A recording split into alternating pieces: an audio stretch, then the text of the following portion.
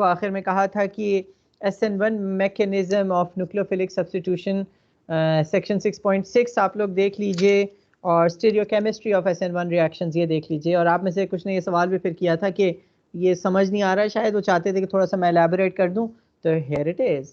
तो जो चीज़ मैंने आपको पहले बता दी थी कि SN2 रिएक्शन में तो हमें पता है कि इन्वर्जन ऑफ कन्फिगरेशन होगी, क्योंकि हैलोजन जहाँ से जा रहा है, हैलोजन जहाँ से जा रहा है SN2 में हैलोजन का जाना, और यानी लिविंग ग्रुप का जाना और न्यूक्लियोफाइल का अटैक सिमल्टेनियसली हो रहा है। तो न्यूक्लियोफाइल जब अटैक करता है, हैलोजन इज ऑलरेडी देयर, तो वहां से वो अटैक नहीं कर सकता, वो दूसरी साइड से करता है, इसलिए इन्वर्जन ऑफ कन्फिगरेशन हो जाती है, कन्फिगरेशन हो जाती है। हाउएवर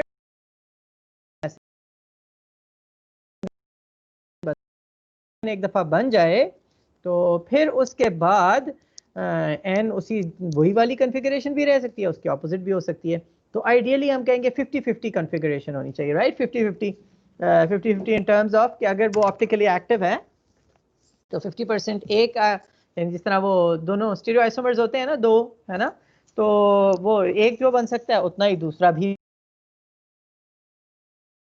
तो इन थ्योरी यूं होना चाहिए, लेकिन ऐसे होता नहीं है, एक ज्यादा बनता है और एक कम बनता है, दोनों बन जाते हैं, ठीक है। और उसकी इधर इसने एक टर्म इस्तेमाल की, रेसमिक मिक्सचर। रेसमिक मिक्सचर क्या होता है? Optically active isomer. ये क्या होते हैं ऑप्टिकली एक्टिव आइसोमर्स? आपको पता है? कैरलिटी हमने असल में पढ़ी नहीं है ना, इसलिए आपको ये चीज़ कंफ्यूज कर रही होगी। कैरलिटी के बारे में पढ़ा है FSC वगैरह में कुछ? Yes sir. क्या होता है कैरलिटी? बायोकेमिस्ट्री में पढ़ा था। ऑलराइट। तो एक कार्बन है, ग्रुप्स अटैच्ड होते हैं जिस कार्बन, एक कार्बन है, उसके साथ अगर 4 ग्रुप्स जो अटैच हुए हुए हैं, ये चारों अलग अलग ग्रुप्स हैं। लेट्स से ये कोई एक चीज है, सो case in which R1 is different from R2 and R2 is different from R3 and R3 is different from R4। Carbon के साथ जो चारों ग्रुप्स लगे हुए ये डिफरेंट हैं, तो ऐसा कार्बन जो है वो कायरल कार्बन कहलाता है। ओके, अगर कोई से 2 ग्रुप सेम होंगे तो वो कायरल नहीं होगा। कायरल कार्बन के लिए चारों ग्रुप्स होना एक जैसे होना ज़रूरी है। अच्छा, फिर हमने ये भी कहा था ना कि हम जब ये ड्रॉ करते थे तो हम इनमें से जो टेट्राहिड्रल है उसके अंदर हम कहते थे कि 2 जो बॉन्ड्स होते थे वो हम कहते थे in the plane of paper है, right? In the plane of paper, अगर आपको शुरू में ज्योमेट्री के बारे में मैंने थोड़ा थोड़ा बताया था ना, 2 in the plane of paper होते हैं, और one is coming towards us and another is going away from us. If you remember पुराने ज़माने की बातें, राइट? हम कहते थे अगर ये कार्बन दरमियान में है, राइट, ये कार्बन दरमियान में है, एक बॉन्ड अगर, राइट, हमने कहा था कि ये 2 जो हैं ये प्लेन ऑफ पेपर में, राइट?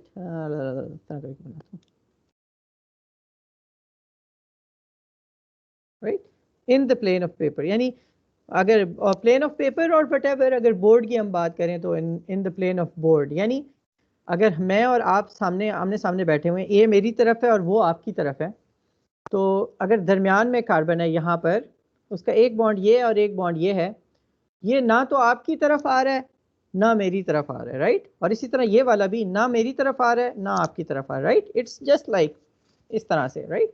और जो बाकी 2 होते हैं, एक जो है वो आपकी तरफ आ रहा होगा, right, coming towards you, right, और एक मेरी तरफ आ रहा होगा, coming towards me, going away from you, right? One is coming towards you, the other is going away from you. तो जो आपकी तरफ आ रहा है हम इसे कहते हैं coming towards you, coming out of paper, or this is also coming out of plane of paper but away from you, right? Towards you, away from you। ये याद है ना ये पुरानी बातें? Yes sir, yes sir. To the board out. अच्छा, इसको हम कैसे शो करते थे? Yes, sir। हम एक बनाते थे वेज,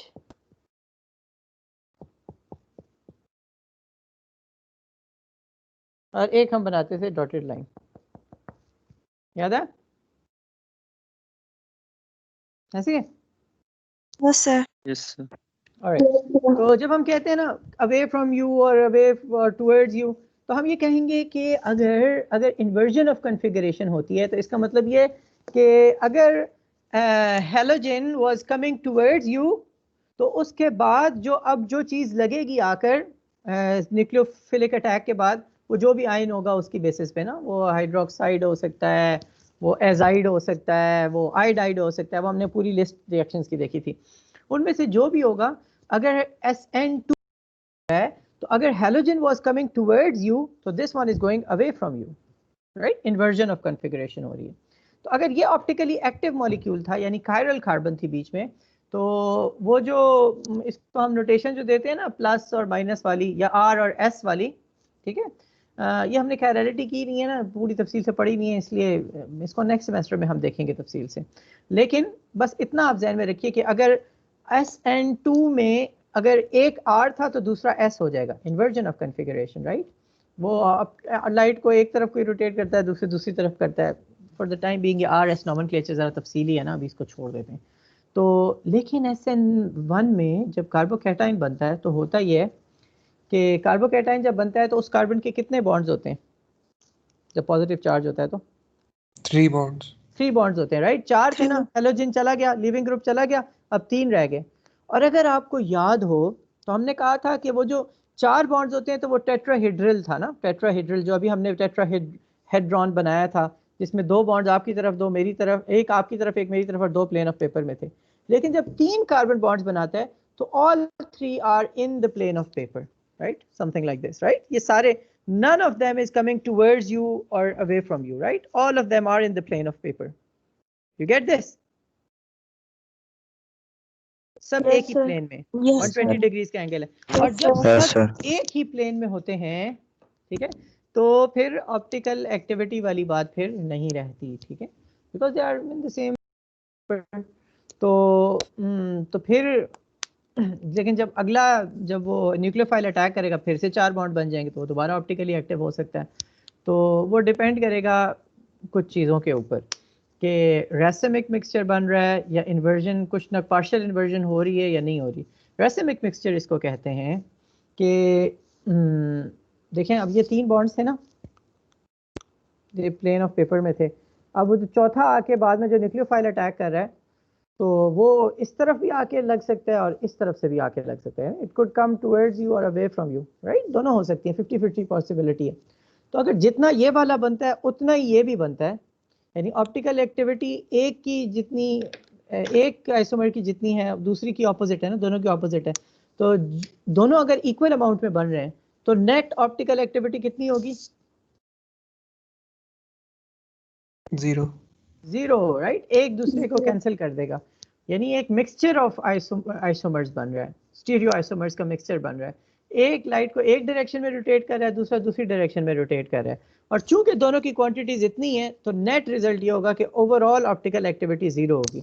ऐसे मिक्सचर को कहते हैं रेसिमिक मिक्सचर, राइट।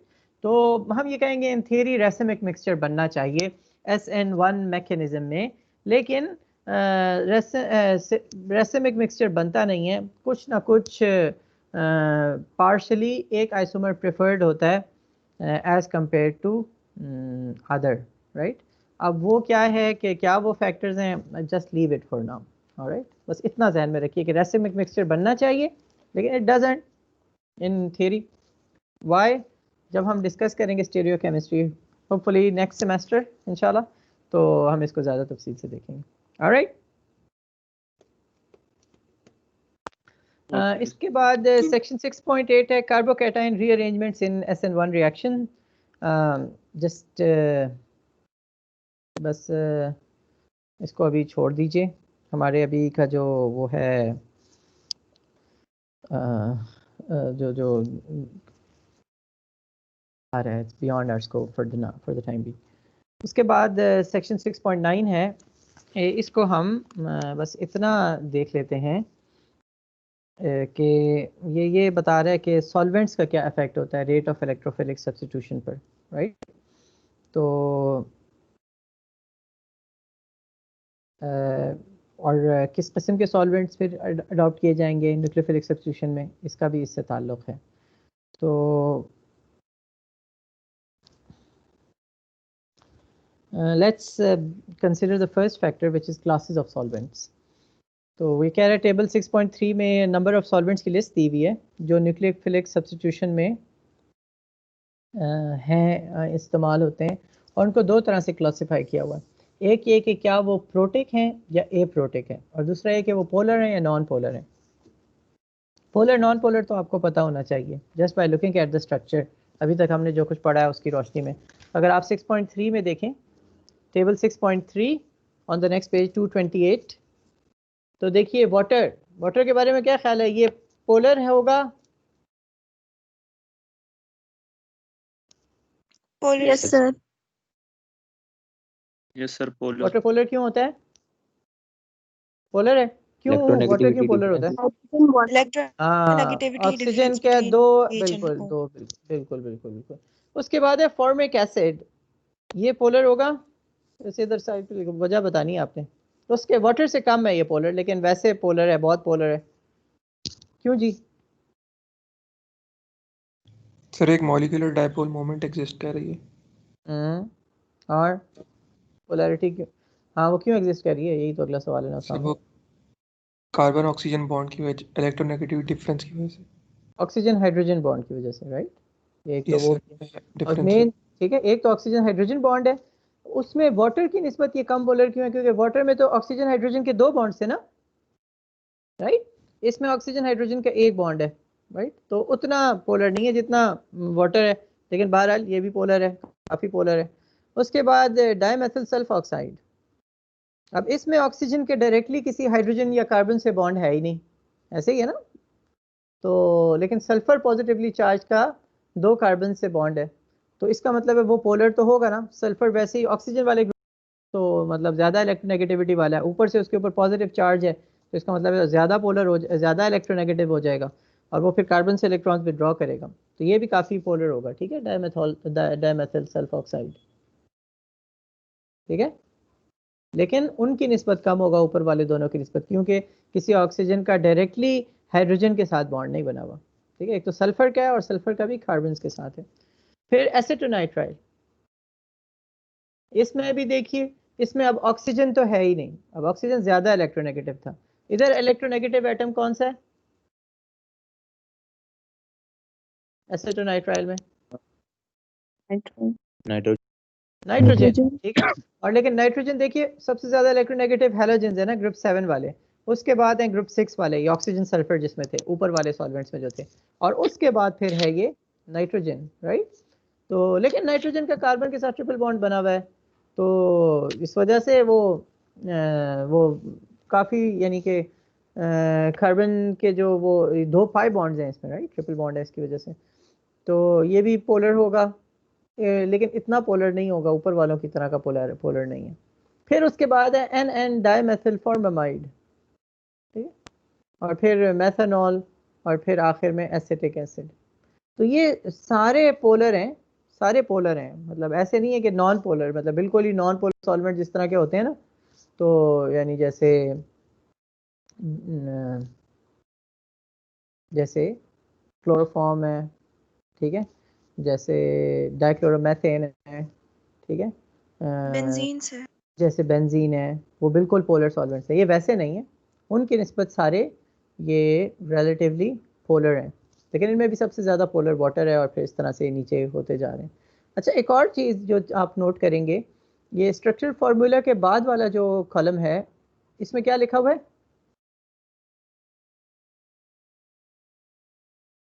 प्रोटिक ए प्रोटिक। हाँ, प्रोटिक और ए प्रोटिक, ये सब फॉलो कर रहे हैं? मैं कहाँ से पढ़ रहा हूँ? Yes Yes, sir. yes, sir. 28, right? Page 228, Yes, sir. table 6.3, third column, protic और ए प्रोटिक। प्रोटिक सॉल्वेंट वो है कि जो जिसके अंदर कोई प्रोटॉन हो, यानी कोई पार्शली चार्ज हाइड्रोजन हो, पार्शली पॉजिटिवली चार्ज हाइड्रोजन हो। तो आप देखिए ना, वाटर में है ना, दो हाइड्रोजन हैं ऐसी, राइट? और फिर फॉर्मिक एसिड है, right?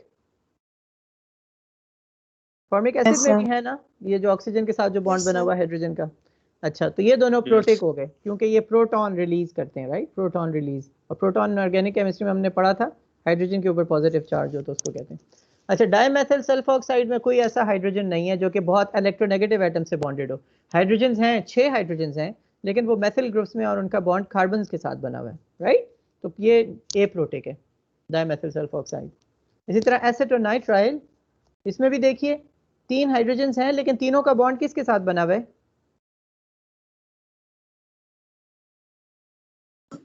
Carbon. Carbon, sp3 hybridised carbon के साथ बना हुआ है, राइट? मतलब sp3 हाइब्रिडाइज्ड कार्बन के साथ बॉन्ड है, तो ये भी हाइड्रोजन के ऊपर कोई पार्शियल चार्ज नहीं होगा, तो ये भी एप्रोटिक है। उसके बाद देखिए NN डाइमेथिल फॉर्मामाइड, इसमें देखिए 6 हाइड्रोजन हैं जिनके कार्बन के साथ बॉन्ड है, 2 मैथिल ग्रुप्स है ना, दोनों में 3-3, तो वो कार्बन के साथ हैं, और एक और हाइड्रोजन है उसका भी कार्बन के साथ है बॉन्ड, तो ये भी एप्रोटिक है। अच्छा, आखिरी दो देखिए मेथनॉल और एसिटिक एसिड। मेथनॉल में देखिए बताइए हाइड्रोजन का किसके साथ बॉन्ड है मेथनॉल में? ऑक्सीजन। ऑक्सीजन के साथ क्या? ऑक्सीजन। बिल्कुल, और कार्बन के साथ भी है। जो वो कार्बन के साथ जो 3 हाइड्रोजन हैं उसकी वजह से तो ये प्रोटिक नहीं बनेगा, लेकिन जो ऑक्सीजन के साथ बॉन्ड है इसकी वजह से प्रोटिक होना चाहिए ना इसे, यस राइट? Yes sir. और इसी तरह जो एसिटिक एसिड है इसमें भी एक हाइड्रोजन है जिसका ऑक्सीजन के साथ बॉन्ड है। तो ये आपको फर्क समझ में आ गया प्रोटिक एप्रोटिक का? Yes sir. Yes sir. किसी सॉल्वेंट का मैं स्ट्रक्चर दे दूं और आपसे पूछूं कि ये प्रोटिक है या एप्रोटिक है, तो आप क्या चीज देखेंगे उसमें? हाइड्रोजन का किसके साथ बॉन्ड है? हाँ, हाइड्रोजन जो इस मॉलिक्यूल के अंदर है उसका किस उसके साथ बॉन्ड बना हुआ है। आइए जरा पिछले पेज पे आ जाए, हम रीडिंग कर लेते हैं, समझ में आ जाएगा। Page 227, classes of solvents. Table 6.3 lists a number of solvents in which nucleophilic substitutions are carried out and classifies them according to 2 criteria. Whether they are protic or aprotic and polar or non-polar. Protic solvents are those that are capable of hydrogen bonding interactions. तो protic solvents में जो hydrogen bonding कर सकते हैं, most have, ज़्यादातर के पास hydroxylic group होगा, as do the examples in 6.3, water, formic acid, methanol and acetic acid. The aprotic solvents in the table, dimethyl sulfoxide and dimethyl formamide and acetonitrile, lack hydroxylic groups. तो protic नहीं क्यों कह रहे हैं? क्योंकि hydroxylic group ही क्यों, मतलब किसी और भी इलेक्ट्रोनेगेटिव एटम के साथ तो हो सकता है ना हाइड्रोजन का बॉन्ड, ये भी हमने पढ़ा हुआ है पहले। बताइए हाइड्रोक्सिलिक ही क्यों, खास ऑक्सीजन की हम बात क्यों कह रहे हैं?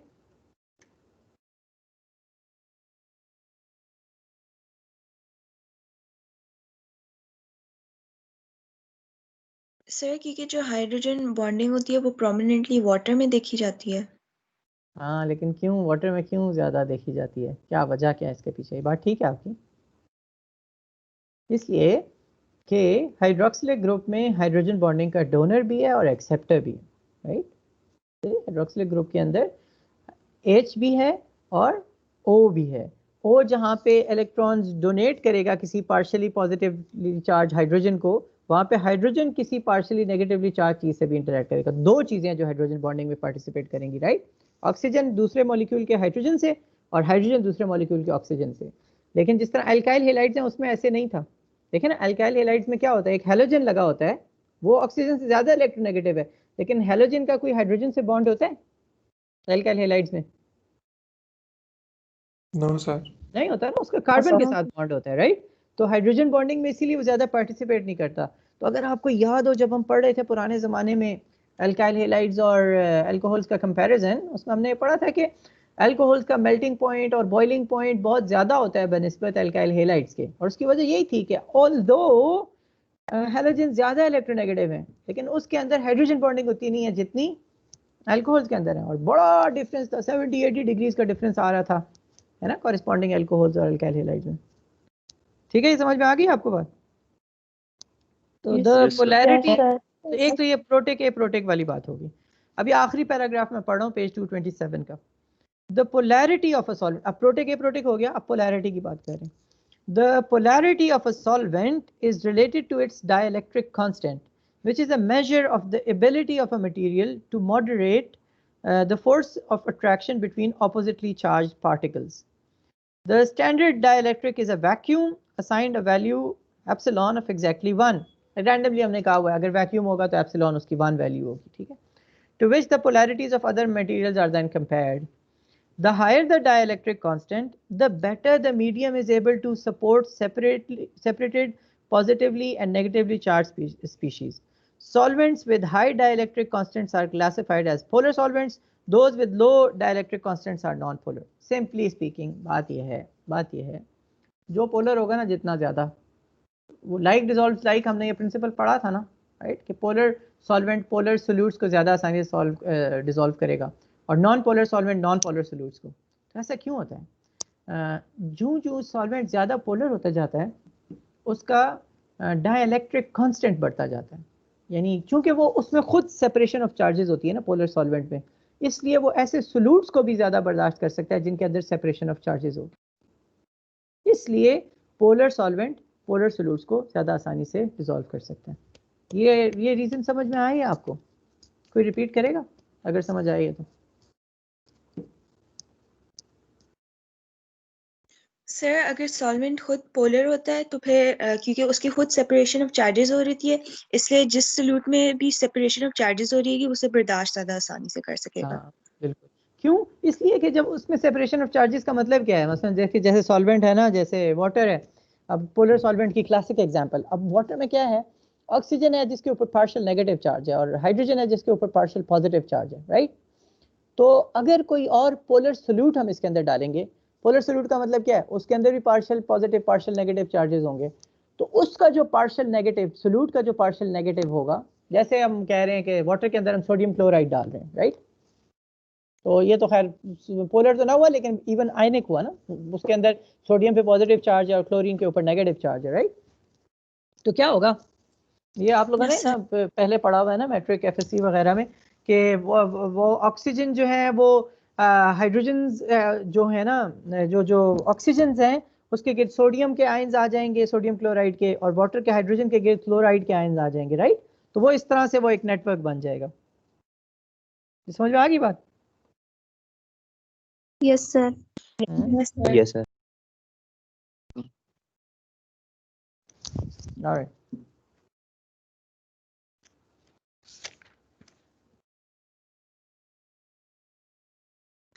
ऑलराइट, तो एक ये सॉल्वेंट प्रॉपर्टीज हैं जो कि क्लासेस ऑफ सॉल्वेंट्स के अंदर ना जो कि अफेक्ट करती हैं रेट ऑफ न्यूक्लियोफिलिक सब्स्टिट्यूशन को। इसको हम दोबारा इसकी तरफ आएंगे कैसे न्यूक्लियोफिलिक सब्स्टिट्यूशन को अफेक्ट करते हैं।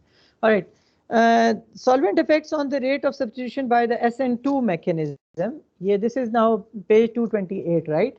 अब ये फ़र्क है SN2 और SN1 को, सॉल्वेंट्स किस किस्म के चाहिए होते हैं। Now on we are on page 228, polar solvents are required, right, page 228, SN2 mechanism, जिसके अंदर क्या होता है SN2 में,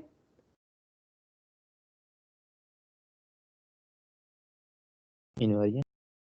हाँ उससे पहले होता क्या है, SN2 में क्या होता है,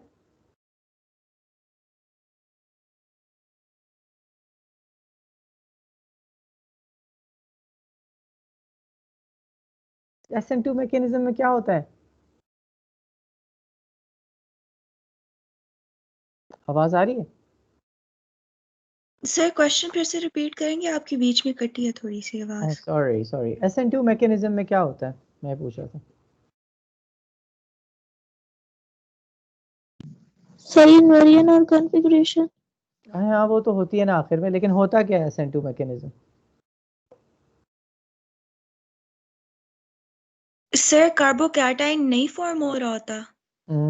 होता क्या है, जो होता है वो होता है ना। सर ट्रांजिशन स्टेट फॉर्म होएगी ना। हाँ तो हो टू क्या रहा स्टेप होता है रिएक्शन। किसमें, नहीं वन स्टेप रिएक्शन होता है, लेकिन उसमें उस स्टेप में क्या होता क्या है,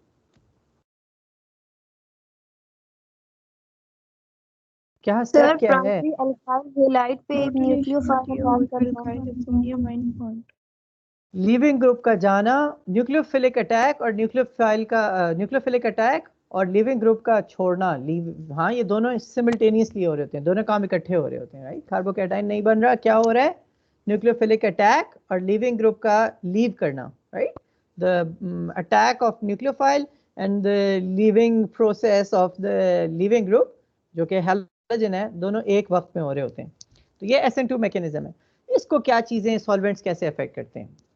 Polar solvents are required in typical biomolecular substitutions. इसके लिए polar solvents चाहिए, all right? Polar solvents.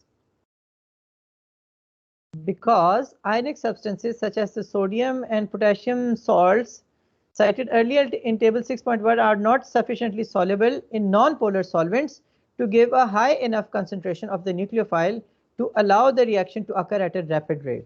तो हमने क्या पढ़ा था SN2 के बारे में? ये कब होता है? जब हम सोडियम सॉल्ट किसी है ना न्यूक्लियोफाइल का बना के देते हैं, ऐसे ही होता है सोडियम या पोटेशियम का सॉल्ट, न्यूक्लियोफाइल यही होता था। और सॉल्ट जो होता है चार्ज, तो चार्ज न्यूक्लियोफाइल किसी पोलर सॉल्वेंट्स में ही डिसॉल्व होगा। समझ में आ गई बात आपको? तो आपको जो सॉल्वेंट चाहिए SN2 मैकेनिज्म में, it has to be polar. लेकिन उसके अगर वो पोलर है सॉल्वेंट, तो फिर यानी एज लॉन्ग एज वो डिसॉल्व कर लेता है उस सॉल्ट को जो न्यूक्लियोफाइल के तौर पे जिसमें एक्ट करना है, तो एज लॉन्ग एज वो डिसॉल्व कर लेता है, बाकी रेट ऑफ रिएक्शन का कोई ताल्लुक नहीं है सॉल्वेंट के साथ।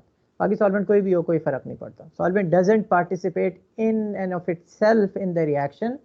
The role of solvent is limited to just dissolving the substances in it. As long as चीज़ें सारी डिसॉल्व हो गई हैं, तो बस फिर सॉल्वेंट का जो भी प्रॉपर्टीज है कोई फ़र्क नहीं पड़ता। ठीक है? क्यों? क्योंकि इसमें कोई कार्बोकैटाइन नहीं बन रहा। कार्बोकैटाइन के साथ कोई इंटरेक्शन करने के लिए कोई हाइड्रोजन देना नहीं है, कोई हाइड्रोजन लेना नहीं है, कोई अटैक करना नहीं है। सॉल्वेंट ने कुछ नहीं करना, बस डिसॉल्व करना है, राइट? तो आपको पोलर सॉल्वेंट चाहिए बहरहाल, क्योंकि पोलर चाहिए होगा तो फिर आप वो कर सकेंगे। अच्छा, ज़्यादा इम्पोर्टेंट चीज़ जो है पोलैरिटी के से ज़्यादा फिर जो कि इसके अंदर है इन्वॉल्व है, वो है कि वो सॉल्वेंट प्रोटिक है या ए प्रोटिक है। ठीक है? यानी SN2 मैकेनिज्म में पोलैरिटी बस आपको इतनी चाहिए कि वो डिसॉल्व कर ले, बस उसके बाद मजीद आपको कोई नहीं पोलैरिटी का ताल्लुक। लेकिन ये मैटर करता है कि वो सॉल्वेंट प्रोटिक है या ए प्रोटिक है, क्योंकि अगर वो प्रोटिक सॉल्वेंट होगा तो उसके नतीजे में हाइड्रोजन बॉन्ड्स वो बना सकेगा एनायनिक न्यूक्लियोफाइल के साथ। ये जिस तरह हमने पहले पढ़ा सॉल्वेशन प्रोसेस, जो मैंने आपको अभी बताया था कि जैसे वाटर के अंदर आपने सोडियम क्लोराइड डाल दिया तो क्या होगा, वो सॉल्वेशन हो जाएगी ना। सोडियम के पॉजिटिव आयंस के साथ वाटर का ऑक्सीजन का इंटरेक्शन होगा, क्लोराइड के नेगेटिव आयन के साथ हाइड्रोजन का इंटरेक्शन होगा, इसे सॉल्वेशन कहते हैं। तो ये सॉल्वेशन होगी, तो जो प्रोटिक सॉल्वेंट्स हैं वही सॉल्वेशन कर सकेंगे सॉल्ट की, जो ए प्रोटिक सॉल्वेंट्स हैं वो सॉल्वेशन नहीं कर सकेंगे। Aprotic solvents on the other hand, now I am on the last paragraph in page 228, aprotic solvents on the other hand lack hydroxylic groups and do not solvate anions very strongly, leaving the anions much more able to express their nucleophilic characters. सही हो गया? तो इसके नतीजे में क्या होगा कि रेट ऑफ रिएक्शन जितना ज़्यादा वो प्रोटिक सॉल्वेंट होता चला जाएगा, जितना ज़्यादा वो प्रोटिक सॉल्वेंट होता जाएगा, उतना ज़्यादा एनाइंस को सॉल्वेंट घेर के रखेगा। और जब सॉल्वेंट घेर के रखेगा तो इसका नतीजा क्या निकलेगा?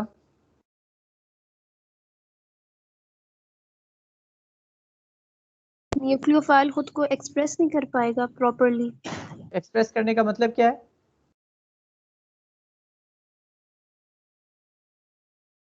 सर सॉल्वेंट उसको घेर के रखेगा ना, तो वो सही से रिएक्शन में पार्टिसिपेट नहीं कर पाएगा। हाँ, उसने जो न्यूक्लियोफिलिक अटैक करना है अल्काइल हैलाइड के ऊपर, वो नहीं कर सकेगा। ठीक है? अल्काइल हैलाइड में जो कार्बन था उसके ऊपर। और अगर ए प्रोटिक सॉल्वेंट होगा ऑन द अदर हैंड, तो फिर इस तरह की वो कोई सॉल्वेशन नहीं हो रही, तो वो फ्री है। ठीक है? तो वो आसानी से अटैक कर सकेगा। ऑलराइट? तो अगर आप ये कंपेयर करें ये टेबल 6.4 में रेट ऑफ रिएक्शंस को देखिए, मेथनॉल, ये जितने भी दिए हुए हैं मेथनॉल और वाटर सबसे ऊपर हैं, और फिर मेथनॉल और वाटर, और फिर उसके बाद देखिए डाईमेथिल सल्फोक्साइड, उसका रेट उससे ज़्यादा है रिएक्शन का, 800 टाइम्स है मेथनॉल से। और एसीटोनाइट्राइल का मेथनॉल से कितना ज़्यादा रिलेटिव रेट है? टेबल 6.4 देख के बताएं। Page 229, 5000 times. एसीटोनाइट्राइल का SN2 रिएक्शन का रेट, ठीक है, जब रिएक्शन हो रहा हो 1 ब्रोमोब्यूटेन का एक एजाइड आयन के साथ, सोडियम एजाइड के साथ, तो 5000 टाइम्स एसीटोनाइट्राइल का मेथनॉल की निस्बत ज़्यादा है। तो इसकी वजह क्या होगी?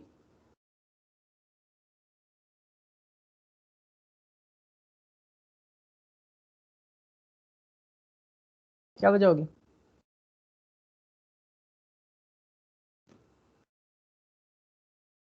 प्रोटेक। हाँ ना, एसिटोनाइट्राइल ए प्रोटेक है और मेथनॉल प्रोटेक है। देखिए वाटर भी प्रोटेक है। डायमेथाइल, अब नीचे वाले जो तीन है, अब देखिए फर्क कितना है रेट का है। डायमेथिल सल्फोक्साइड प्रोटेक है, ए प्रोटेक है? ए प्रोटेक है, राइट। इसमें कोई ऐसा ऑक्सीजन नहीं है, ठीक है, ए प्रोटेक है। और एन डायमेथाइल फॉर्मामाइड, ये भी ए प्रोटेक है, और एसिटोनाइट्राइल भी ए प्रोटेक है। सही है। यस। यस तो देखिए Yes, इनके sir. Rates of reaction protic solvent से कितने ज्यादा हैं? Hundreds of time, right, 1000 time से भी ज्यादा फर्क है। तो हैं सारे पोलर। अगर पोलर ना होते तो रिएक्शन ही ना होता ना। तो पोलर होना तो ज़रूरी है, थोड़ा ज़्यादा, इतना पोलर हो कि वो न्यूक्लियोफाइल जो सॉल्ट है उसको अपने अंदर डिजोल्व कर सके। लेकिन उसके बाद फिर पोलैरिटी मैटर नहीं कर रही, क्योंकि देखिए जो पांचों सॉल्वेंट दिए उनमें सबसे ज़्यादा पोलर कौन सा है? ये डाइलेक्ट्रिक कांस्टेंट से पता चलता है ना, इधर ही दिया हुआ है। डाइलेक्ट्रिक कांस्टेंट सबसे ज़्यादा किसका है इन पांचों में से? वाटर का। वाटर का। और हाँ, और 78 है। और एसिटोनाइट्राइल और एन डायमिथाइल फॉर्मामाइड का इससे आधा भी नहीं है, इसका आधा 39 बनता है ना, तो आधा भी नहीं है डाइलेक्ट्रिक कांस्टेंट, यानी पोलैरिटी आधी भी नहीं है इनकी वाटर की निस्बत। लेकिन रेट ऑफ रिएक्शन 2800 टाइम्स और 5000 टाइम्स ज़्यादा है। तो इससे क्या हमें पता चला कि SN2 मैकेनिज्म से रिएक्शन करने के लिए सॉल्वेंट की पोलैरिटी होनी चाहिए, पोलर होना चाहिए। लेकिन जो ज़्यादा इम्पॉर्टेंट चीज़ है कि जब सॉल्वेंट पोलर हो तो फिर उसकी पोलैरिटी मज़ीद बढ़ाने से कोई फ़ायदा नहीं होगा, बल्कि हमें ये देखना होगा कि सॉल्वेंट प्रोटेक है या ए प्रोटेक है। अगर ए प्रोटेक होगा तो फिर उसके नतीजे में उसका रेट ऑफ रिएक्शन ज़्यादा होगा। और उसकी वजह यह है कि अगर वो प्रोटेक होता तो वो जो थे ना, वो जो न्यूक्लियोफाइल था उसके अंदर एक तो मेटल आयन था ना जो पॉजिटिवली चार्ज था, और एक नेगेटिवली चार्ज एन आयन था जिसने अटैक करना था अल्काइल हैलाइड के पॉजिटिवली चार्ज कार्बन के ऊपर। तो वो फ्री है, वो फ्री होगा जब ए प्रोटेक सॉल्वेंट होगा, और जब प्रोटेक सॉल्वेंट होगा तो वो फ्री नहीं होगा एन आयन, ठीक है। तो कोई हम एक आध रिएक्शन लिख लेते हैं उससे, ताकि आपको ज़रा बिल्कुल क्लियर हो जाए हम क्या बात कर रहे हैं। यही वाला रिएक्शन लिखते हैं जो टेबल 6.4 में दिया हुआ है कि 1 ब्रोमो ब्यूटेन का रिएक्शन है सोडियम एजाइड से। Let's see 1 bromo butane.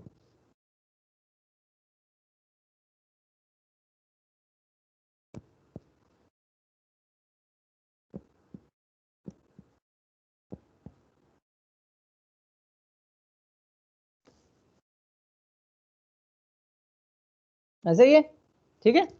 तो इस नेगेटिवली चार्ज्ड एनायन ने अटैक करना है इस कार्बन के ऊपर, क्योंकि ये कार्बन पार्शियल पॉजिटिव चार्ज है इसके ऊपर, क्योंकि ये ब्रोमीन के साथ इसका बॉन्ड बना हुआ जो पार्शियल नेगेटिव चार्ज है। अब हर वो चीज़ जो इस रिएक्शन को फैसिलिटेट करेगी वो रेट ऑफ रिएक्शन बढ़ाएगी, और हर वो चीज़ जो इस अटैक को, ये न्यूक्लियोफिलिक अटैक है, this is the nucleophilic attack, right. हर वो चीज़ जो इस न्यूक्लियोफिलिक अटैक को कम करेगी वो रेट ऑफ रिएक्शन को कम करेगी। तो लेकिन हमने कहा बहरहाल सॉल्वेंट को पोलर होना चाहिए, क्योंकि अगर सॉल्वेंट पोलर नहीं होगा, सॉल्वेंट पोलर नहीं होगा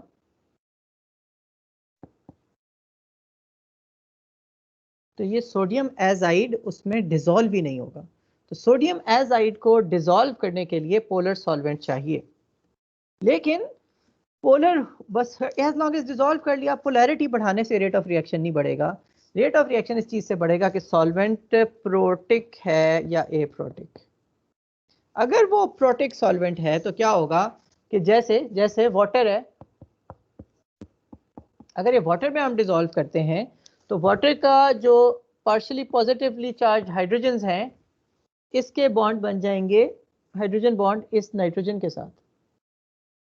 एक और वाटर मॉलिक्यूल इधर मैं लिख दूं, इसका भी समझ आ रही बात आपको? ये जो जिसने न्यूक्लियोफिलिक अटैक करना है इस नाइट्रोजन ने, इसको घेर लेगा एन आयन हर तरफ से, समझ में आई? तो उसको इस एन आयन को हाइड्रोजन हर तरफ से घेर लेगा प्रोटेक सॉल्वेंट का। और जब हाइड्रोजन इसको घेर लेगा तो इसका नतीजा क्या निकलेगा? ये वो न्यूक्लियोफिलिक अटैक करने के लिए फिर फारिग ही नहीं होगा। Is this clear? Yes sir. Yes alright, Yes, sir. अब हम आते हैं SN1 मैकेनिज्म की तरफ। SN1 मैकेनिज्म में क्या होता है? पहले एक कार्बोकैटायन बनता है और जब कार्बोकैटायन बन जाता है फिर उसके ऊपर न्यूक्लियोफिलिक अटैक होता है। तो अब इसमें क्या है? Table 6.5 gives the relative rate of solvolysis of chloride in several protic solvents listed in order of increasing dielectric constant. As the table illustrates, the rate of solvolysis of tertiary butyl chloride, which is equal to its rate of ionization, increases dramatically as the solvent becomes more polar. तो आप ये देखिए, list देखिए, सबसे ऊपर इसमें क्या दिया हुआ है टेबल 6.5 में? कौन सा सॉल्वेंट दिया हुआ है? Acetic acid. और उसके बाद मेथनॉल, फिर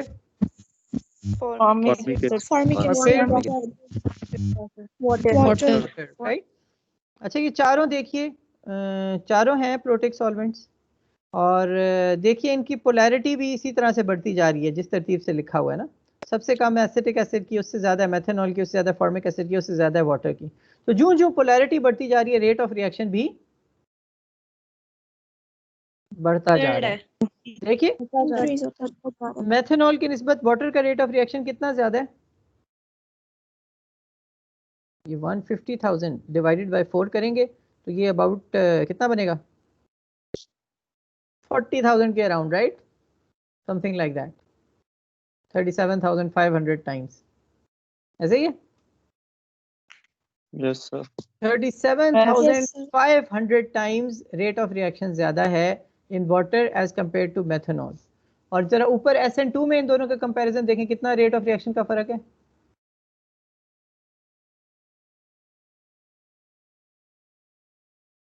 कितना फर्क है? टेबल 6.4 में तो लेस इंक्रीज आ रहा है। कितना आ रहा है SN2 में? कितना फर्क है मेथनॉल और वाटर के रेट ऑफ रिएक्शन में? 6 times. 7 times, right, 7 times. 7 times. तो देखिए SN2 में वाटर और मेथनॉल का जो रेट ऑफ रिएक्शन है उसका 7 फोल्ड डिफरेंस है, यानी वाटर के अंदर रिएक्शन 7 टाइम्स क्विकर होगा। यानी अगर मेथनॉल के अंदर रिएक्शन जितना 7 मिनट में होता है, वाटर में उतना 1 मिनट में हो जाएगा। 7 फोल्ड का फर्क है। लेकिन अब SN1 में फर्क 7 फोल्ड का नहीं है, 37,500 फोल्ड्स का है। यानी जितना 1 मिनट में रिएक्शन होना है वाटर का, मेथनॉल में 37,500 मिनट्स में होगा। तो ये फर्क फिर किस चीज़ पे फिर गोया कि हुआ है? तो दोनों प्रोटिक। तो फर्क ये नहीं है प्रोटिक के प्रोटिक, इधर पोलैरिटी से बहुत ज़्यादा फर्क पड़ता है SN1 मैकेनिज्म में, लेकिन SN2 में पोलैरिटी से फर्क नहीं पड़ता। ये बात समझ में आई आप लोगों को?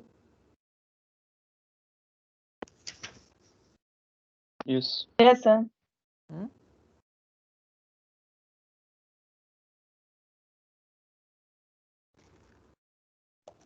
ये उसकी वजह यह है कि बीच में कार्बोकैटायन बन रहा होता है, और कार्बोकैटायन बनने को फैसिलिटेट क्या चीज़ करेगी?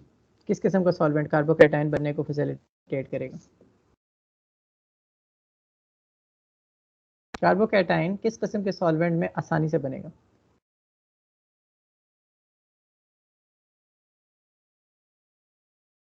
पूछ रहा हूँ, जब भी मैं सवाल पूछता हूँ मेरी आवाज़ चली जाती है। Sir, protic solvent में. नहीं, पोलर सॉल्वेंट में। सवाल ये था कि कार्बोकैटायन का बनना किस किस्म के सॉल्वेंट में ज़्यादा फैसिलिटेट होगा, ठीक है? तो उसमें ज़्यादा जो इंपॉर्टेंट चीज़ है वो ये कि सॉल्वेंट कितना पोलर है। जितना ज़्यादा पोलर होगा उतना ज़्यादा आयंस को, देखें डाइलेक्ट्रिक कांस्टेंट की बात है ना, पोलर ज़्यादा होने का मतलब क्या है कि डाइलेक्ट्रिक कांस्टेंट उसका ज़्यादा है। और डाइलेक्ट्रिक कांस्टेंट क्या है? The ability to tolerate opposite ions, right, charge separation. तो आयन ज़्यादा आसानी से टॉलरेट पोलर सॉल्वेंट्स कर सकते हैं। तो यूं अगर हम आपको एग्जाम में क्वेश्चन दें कि एक रिएक्शन लिखें और हम कहें टर्शियरी अल्काइल हेलाइड का कन्वर्जन हो रही है, टर्शियरी अल्काइल हेलाइड की किसी लेट्स से उससे हम ईथर बना रहे हैं। रिएक्शन पढ़ा था हमने, इनसे अल्काइल हेलाइड से ईथर्स भी बन सकते हैं, राइट? तो अगर एक टर्शियरी अल्काइल हैलाइड से ईथर बन रहा है और मैं कहता हूँ कि सॉल्वेंट अगर वाटर हो या मेथनॉल हो तो रेट ऑफ रिएक्शन में ज़्यादा फ़र्क होगा या थोड़ा फ़र्क होगा?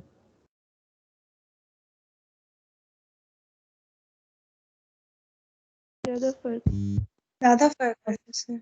और अगर एक प्राइमरी अल्काइल हैलाइड का कन्वर्जन हो रही है इनटू एन ईथर तो फिर कम होगा। फिर कम होगा।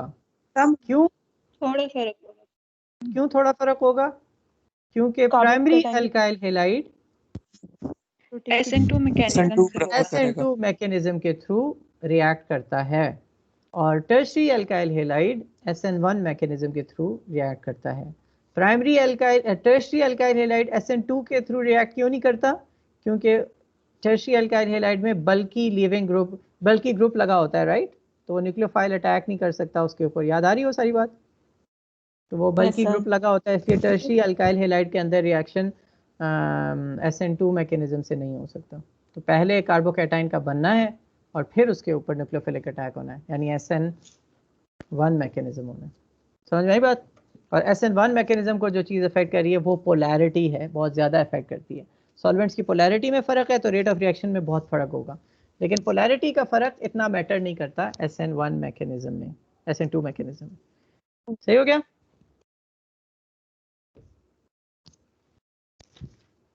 Yes sir. Yes, sir. All right, good.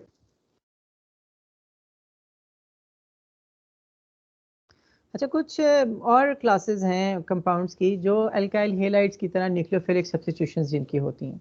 Right, let's have a look. जैसे अल्काइल सल्फोनेट्स हैं, ये सेक्शन 6.10 में दिया हुआ है। तो ये भी उसी तरह से रिएक्शंस करेंगे जिस तरह से अल्काइल हैलाइड्स करते हैं। तो बहुत ज़्यादा डिटेल में हम नहीं जाते, आप ये सल्फोनेट्स को देख लीजिए। ये क्या होते हैं? sulfonic acids such as methane sulfonic acid and para-toluene sulfonic acid are strong acids comparable in acidity with sulfuric acid, right? तो ये सल्फोनिक एसिड्स क्या होते हैं जिसमें SO3H, राइट, SO3H और 2 ऑक्सीजन के साथ सल्फर के डबल बॉन्ड बना हुआ है और 1 ऑक्सीजन के साथ सिंगल बॉन्ड है और उस ऑक्सीजन का आगे हाइड्रोजन के साथ बॉन्ड बना हुआ है। तो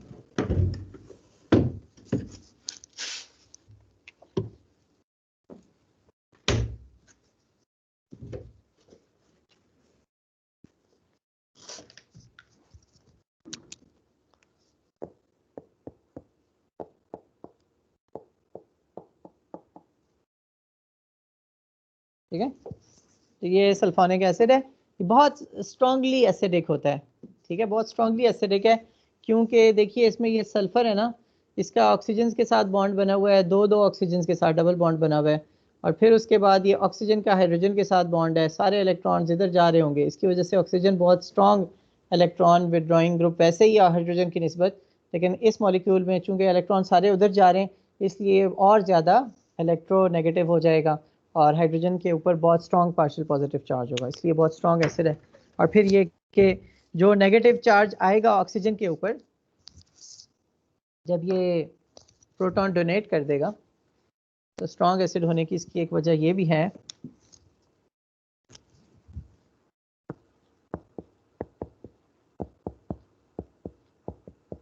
अगर आपको याद हो, हम जब ब्रोंस्टेड लोरी एसिड्स पढ़ रहे थे हमने कहा था कि जब कोई एसिड किसे कहते हैं? प्रोटॉन डोनर को, राइट। तो ये प्रोटॉन डोनर है, ये किसी चीज़ को प्रोटॉन दे देता है। तो लेट्स से कि वो वाटर में था तो ये लेट्स सी वाटर के साथ रिएक्शन करवाते हैं इसका। वाटर मॉलिक्यूल नज़र आ रहे हैं? ये ऑक्सीजन अपने दोनों इलेक्ट्रॉन्स के साथ इस हाइड्रोजन पे अटैक कर देगा। याद है ना, इस तरह के रिएक्शंस हम करते थे, एसिड बेस रिएक्शंस। और फिर ये जो शेयर पेयर ऑफ इलेक्ट्रॉन है, ये दोनों इलेक्ट्रॉन्स ऑक्सीजन को मिल जाएंगे, ऐसे ही है। Yes sir. ऑलराइट, अब ज़रा मुझे आप बताइए, इस ऑक्सीजन के पहले 2 लोन पेयर्स ऑफ इलेक्ट्रॉन्स है ना यहाँ पर, अब इसके पास इधर कितने लोन पेयर्स ऑफ इलेक्ट्रॉन्स होंगे? 3। इसके ऊपर फॉर्मल चार्ज मुझे कैलकुलेट करके बताएं इस ऑक्सीजन पे।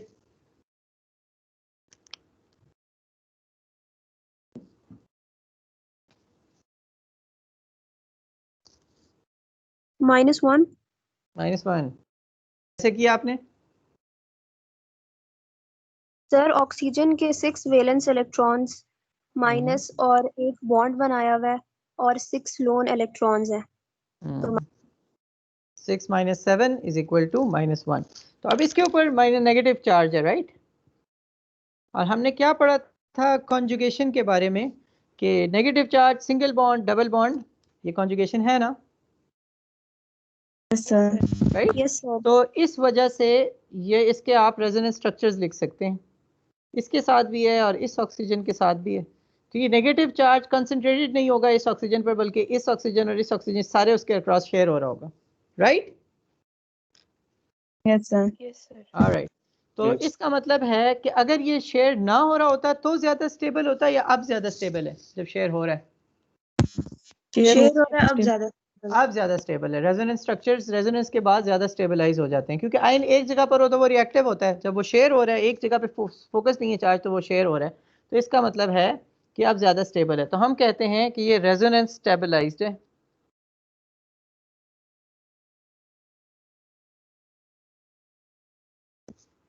ये रेजोनेंस स्टेबलाइज्ड है। और अगर हम कहें कि ये ब्रोंस्टेड एसिड है, तो इसको हम क्या कहेंगे? ये इसकी क्या है? Conjugate base. Yes. तो हमने कहा था हर वो एसिड स्ट्रॉन्ग एसिड होता है जिसकी बेस कॉन्जुगेट बेस स्टेबलाइज्ड हो, स्टेबल। राइट? इसका मतलब ये है कि रिएक्शन जो है ना, इधर से इधर की तरफ ज्यादा होगा। तो आपको समझ में आया सल्फोनिक एसिड्स क्यों स्ट्रॉन्ग एसिड्स होते हैं? Yes sir. Yes sir. तो ये अल्काइल सल्फोनेट्स की बात हो रही है कि सल्फोनिक एसिड के साथ आगे अगर अल्काइल ग्रुप लगा हुआ है, ठीक है, तो अल्काइल सल्फोनेट्स की, सॉरी ये बात है, सल्फोनिक एसिड की बात नहीं है। तो पहले अगर हाइड्रोजन उधर गया हुआ है तो वो और भी बात होती है। तो अल्काइल सल्फोनेट्स का मैं एक्सप्लेन कर रहा था रादर, ये सारा जो था, ठीक है। तो ये सारी जो डिस्कशन मैं कर रहा था that was related to alkyl sulphonates, not sulphonic acid, right? Alkyl sulphonate का मतलब क्या है? हाइड्रोजन की जगह पे अल्काइल ग्रुप मैंने इधर साइड पे लगाया हुआ था। तो अल्काइल सल्फोनेट्स कैसे बनते हैं? ये पेज 231 पे लिखा हुआ है। Alkyl sulphonates are derivatives of sulphonic acids prepared by treating an alcohol with the appropriate sulphonyl chloride, usually in the presence of pyridine, ठीक है। पैराटोलुइन सल्फोनाइल क्लोराइड से एथेनॉल को ट्रीट करें तो एथिल पैराटोलुइन सल्फोनेट बन गया। तो सिंपल वो जो सारा मॉलिक्यूल वही है। SO2Cl था ना, वो Cl निकल गया और Cl की जगह पर Cl और H मिल गया ना। वो एथेनॉल का जो H था और सल्फोनाइल क्लोराइड का जो Cl था वो HCl बन के अलग हो गए और बाकी सारा उसके साथ आके, ठीक है। तो अल्काइल हेलाइड्स के जिस तरह के रिएक्शंस होते हैं उसी तरह वो कह रहे हैं अल्काइल सल्फोनेट्स के भी रिएक्शन होते हैं। और आमतौर पर पैराटोलुइन सल्फोनेट्स इस्तेमाल होते हैं। इससे ज़्यादा करने की ज़रूरत नहीं है अभी, just leave it for the time being. Alright, बस इतना जहन में रखिए कि ये रिएक्शन हो सकता है और अल्कोहल से उनके रिलेटेड सल्फोनेट्स भी बनाए जा सकते हैं। Alright, yes sir. Alright, let's see ji. अब ज़रा इसको ज़रा सा देखिए, सेक्शन 6.11 ये रेट्रोसिंथेटिक एनालिसिस की बात की हुई है। हम अभी इसको छोड़ देते हैं, next semester. Alright, that's it for chapter number 6। Chapter 7 है एल्कीन्स के बारे में जो हमने शुरू किया था। मैंने जो एक पहला लेक्चर दिया एल्कीन्स के ऊपर, उससे आप कल देख कर आएंगे, ठीक है, और हम उधर ही से कंटिन्यू करेंगे। ठीक है सर। ठीक है, तो इसमें यूं है कि एल्कीन्स को हम कवर करने की कोशिश करेंगे और फिर उसके बाद एल्काइंस और फिर एरोमेटिक कंपाउंड्स।